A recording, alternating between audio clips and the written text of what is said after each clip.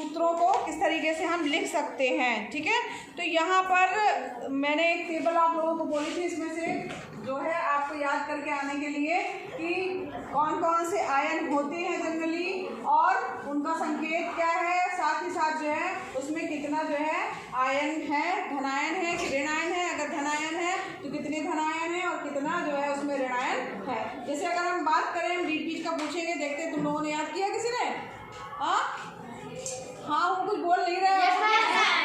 अच्छा चलो जिंक में बताओ, जिंक का कौन बताएगा? Zinc Zn। हाँ बताओ। जिंक में बताएं। मैं भी देख रही हूँ। मैं नजर पड़ गया। हाँ बताओ। Zn 2+ 2+ नहीं, Zn जो है उसका धनायन धनायन होता है, उसमें 2 धनायन होते हैं, Yes, जिसको ma'am। Zn और यहाँ पे इसके ऊपर जो है वो 2+ के रूप में लिखा जाता है। इसी तरीके से सारे जो है, एक मिनट सिट डाउन।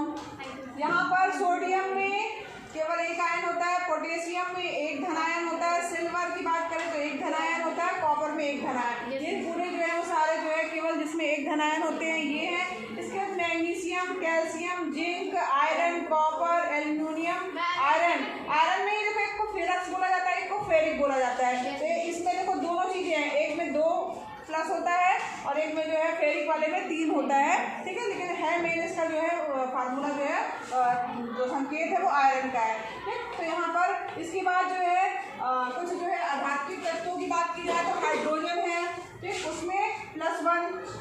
हाइड्राइड की बात करें तो -H के साथ में ऋणायन होगा और एक ऋणायन है क्लोराइड। ठीक, क्लोरीन है, उसमें चूंकि आइड लग जा रहा है क्योंकि इसमें -1 जो है इसका ऋणायन इसमें लगा हुआ है। इसी तरह ब्रोमाइड, आयोडाइड, ऑक्साइड, सल्फाइड। ठीक है, तो ऑक्साइड और सल्फाइड में O में -2 ऋणायन है, तो इसके आगे जो है चूंकि 2 बार माइनस लिखने की जगह इसमें 2- कर दिया है। ठीक है, उसका मतलब वही 2 बार माइनस। नाइट्राइड जो है उसमें 3 बार माइनस होगा, यानी N जो है और उसके ऊपर 3 समझ में आ रहा है। इसी तरीके से अमोनियम हो गया, हाइड्रोक्साइड हो गया और नाइट्रेट हो गया, हाइड्रोजन कार्बोनेट हो गया, कार्बोनेट हो गया। ठीक, तो ये सब जो है आपको याद होने चाहिए, तभी आप रासायनिक फार्मूला जो है किसी का लिख पाएंगे। अब यहाँ पर कैसे इसको करना है, तो यहाँ देखिए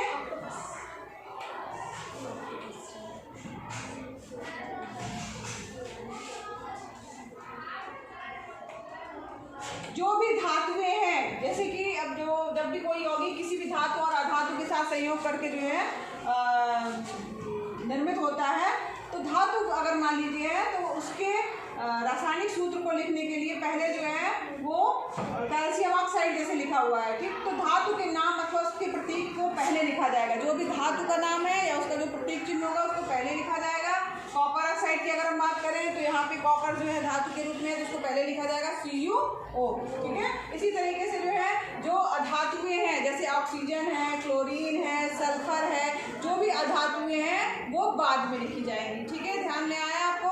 धातुएं पहले लिखी जाएंगी, अधातुएं बाद में लिखी जाएंगी, धनायन पहले, ऋणायन उसके बाद में होगा। ठीक है, तो यहाँ पर दाएं तरफ और बाएं तरफ किसे लिखा जाता है ये समझ गए आप। इसके बाद देखो यहाँ पर अगर मान लीजिए बहुपरमाणु है, यानी एक से ज़्यादा परमाणु अगर भाग ले रहे हैं ना, तो उसके लिए क्या करेंगे, हम कोष्टक लगा करके जो है हम बाहर लिखेंगे। जैसे कि मान लीजिए MgO2 लिखा हुआ है, MgOH का होल ट्वाइस। ठीक है, मैग्नीशियम हाइड्रोक्साइड जैसे है, तो यहाँ पर देखो यहाँ पर OH जो है यहाँ पर 2 है ना, तो अगर 2 है तो उसको OH का होल ट्वाइस, यानी कि यहाँ पे कोष्टक लगेगा और बाहर 2 लिखा जाएगा, ना कि MgOH2 लिखा जाएगा।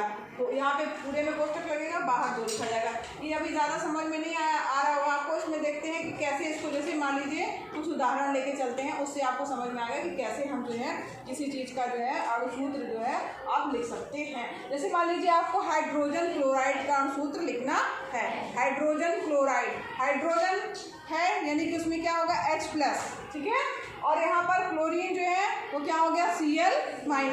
ठीक, तो यहाँ पर जो भी उसकी संयोजकता है उसको क्या करेंगे, हम नीचे लिखेंगे। H की संयोजकता 1, क्लोरीन की 1। समझ में आया? इसके बाद उसको क्रॉस जो है मल्टीप्लाई टाइप का करते हैं। ठीक है, क्रॉस यानी कि H के साथ इसका मल्टीप्लाई होगा, Cl के साथ में इसका मल्टीप्लाई होगा।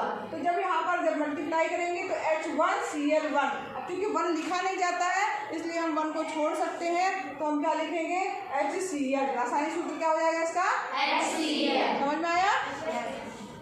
अगर हम बात करें हाइड्रोजन सल्फाइड की, ठीक है, अब यहाँ पर हाइड्रोजन सल्फाइड की बात कर रहे हैं, तो हाइड्रोजन का तो आपको पता है उसकी संयोजकता कितनी होती है 1, ठीक है। हाइड्रोजन की संयोजकता 1 हो गई, तो यहाँ हमने एस के नीचे क्या लिख लिया 1। अब यहाँ पर सल्फाइड है, एस की संयोजकता कितनी है 2, तो यहाँ पर एस के नीचे क्या लिख लिया हमने 2। समझ में आ रहा है सबको? ठीक है, तो यहाँ पर हाइड्रोजन के साथ अब यहाँ पे क्रॉस मल्टीप्लाई हो जाएगा, H के साथ में 2 आ जाएगा, S के साथ में 1 हो जाएगा, ठीक है। तो इसका जो फार्मूला बनेगा, जो इसका सूत्र बनेगा वो क्या बन जाएगा H2। समझ में आया? चलिए, अब यहाँ पर जैसे कार्बन टेट्राक्लोराइड है, ठीक है। अब यहाँ पर कार्बन जो है उसकी बैलेंसी जो है या संयोजकता क्या होती है 4, ठीक है। कार्बन की संयोजकता कितनी होती है 4। और यहाँ पर क्लोरीन की आपको पता है 1, ठीक है। क्लोराइड की 1 हो गई। अब यहाँ पर क्रॉस मल्टीप्लाई होगा, इसका सूत्र क्या लिखा जाएगा C के साथ 1 है तो यहाँ पर C बस होगा, और Cl के साथ 4 है तो CCl4, CCl4। समझ में आ गया? इस तरीके से आपको जो है कार्बन टेट्राक्लोराइड का आप सूत्र जो है वो बना सकते हैं, ठीक है। इसी तरीके से जैसे अगर मान लीजिए इसमें यही चीज लिखा गया है कि मैग्नीशियम क्लोराइड का अगर सूत्र आपको याद करना है तो मैग्नीशियम का हम जो है संकेत लिखेंगे और उसके बाद क्लोराइड का लिखेंगे और उसके आवेशों को आड़ा तिरछा करके जो है ये इस तरीके से क्रॉस करके जो है हम सूत्र जो है वो प्राप्त कर लेते हैं। तो यहाँ पर जैसे अगर मान लीजिए हम बात कर रहे हैं मैग्नीशियम क्लोराइड की, तो मैग्नीशियम जो है Mg हो गया, इसमें कितने आयन होते हैं 2+ आयन होते हैं, है ना। तो यहाँ पर 2 यहाँ पर हो गया। क्लोरीन में क्या होता है, इसका आवेश क्या है -1, ठीक है। अभी टेबल हम लोगों ने देखी है, तो उसके अनुसार जो है ये क्या हो गया -1। अब यहाँ पर क्रॉस मल्टीप्लाई होगा, ठीक है। क्रॉस मल्टीप्लाई हो यानी Mg के साथ में 1 जाएगा, Cl के साथ में 2 जाएगा, तो इसका फार्मूला हो जाएगा MgCl2, MgCl2, ठीक है। समझ आ रहा है? तो यहाँ पर इस तरीके से आप इसका फार्मूला याद कर सकते हैं। अब यहाँ पर देखिए एक चीज और है कि यहाँ पर जो है जो लिखा गया है कि जो आयन है उसमें धनात्मक तथा ऋणात्मक आवेशों का संतुलन जो है होना चाहिए। जो भी हमारा सूत्र बनता है तो उसमें धनात्मक और ऋणात्मक रूप से जो है उसका संतुलन होना चाहिए। तो इसमें एक चीज और बताई गई, जैसे Mg है, ठीक। अब इसमें इसकी आपको पता है इसमें 2 आवेश हैं, तो 2 आवेश को समझ लो उसकी 2 भुजाएं हैं, ठीक है। Mg की 2 भुजाएं हैं। अब यहाँ पर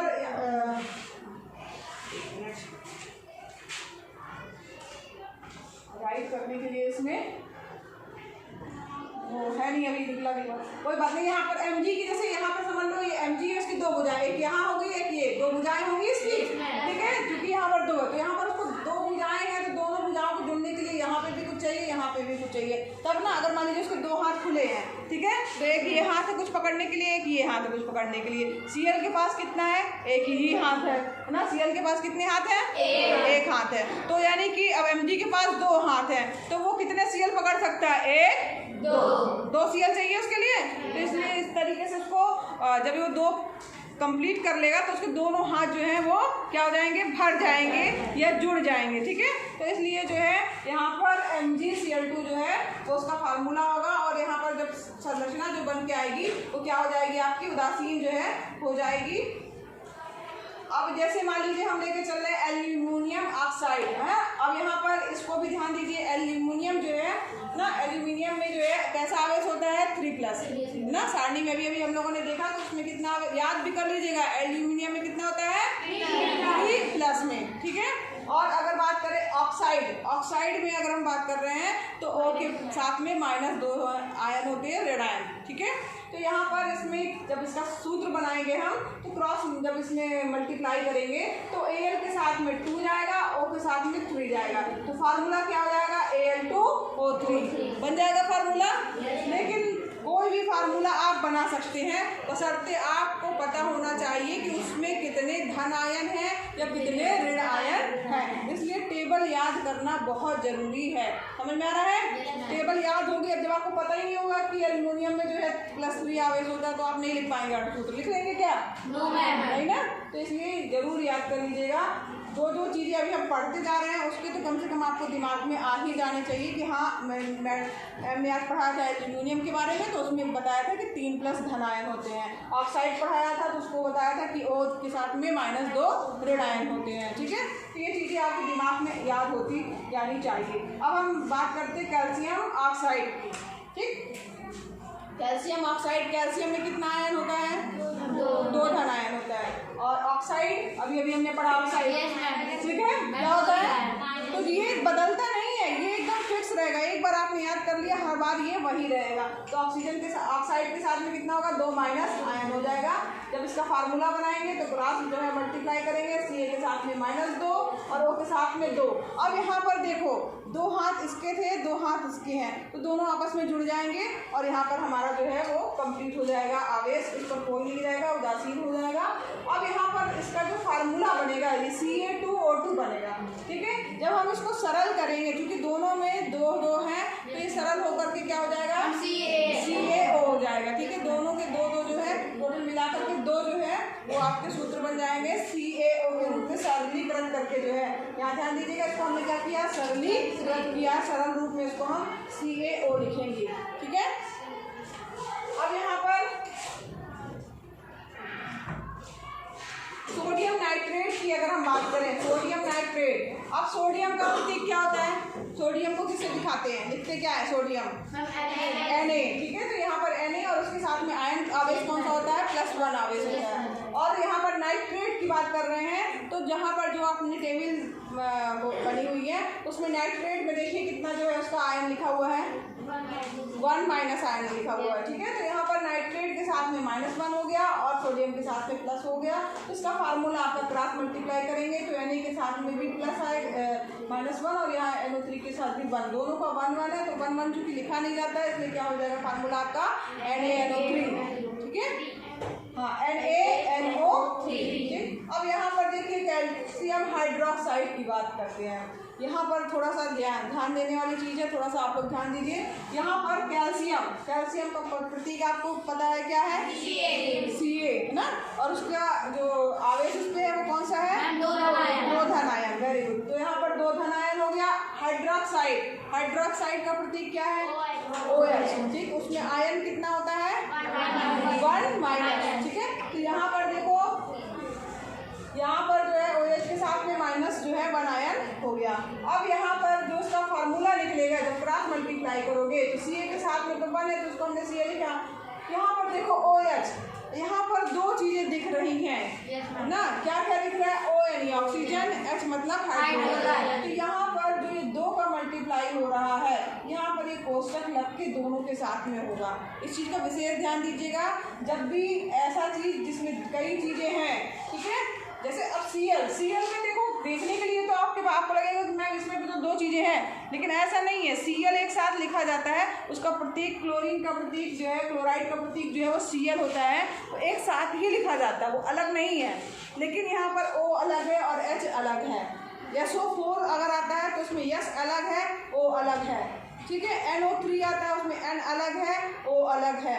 तो जब भी अलग अलग होंगे तो जब क्रॉस मल्टीप्लाई करोगे तो आप इसको ऐसा नहीं लिख देना कि OH2 नहीं लिखना है। क्या लिखना है? OH का होल ट्वाइस। ठीक है, होल ट्वाइस, स्क्वायर नहीं बोलते इसको, क्या बोलते हैं? Whole twice. CaOH का होल ट्वाइस, CaOH का होल ट्वाइस। समझ में आया? तो यहाँ इस चीज़ को समझ में ध्यान रखिएगा जरूर से कि कहाँ पे आपको होल जो है यहाँ पर ये कोष्टक दोनों तरफ लगाना है। ठीक, तो यहाँ पर देखो यही चीज़ बताई गई है कि सूत्र जो है कैल्शियम हाइड्रोक्साइड का CaOH का होल ट्वाइस है, ना कि CaOH2। ठीक है, समझ में आ गया ना? तो इस यहाँ पर जो है कोष्टक का प्रयोग करना है और जो है जरूर से, क्योंकि यहाँ पर 2 चीज़ें आपको दिखाई दे रही हैं।